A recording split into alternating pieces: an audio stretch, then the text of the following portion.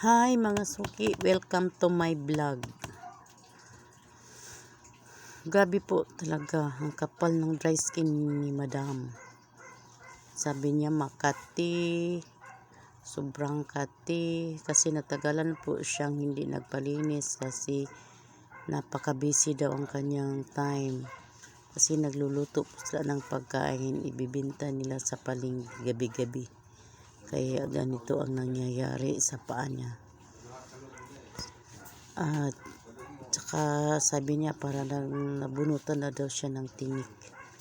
Tingnan niyo, napakalaki po mga suki ang kanyang ingrown at saka dry skin ingrown po.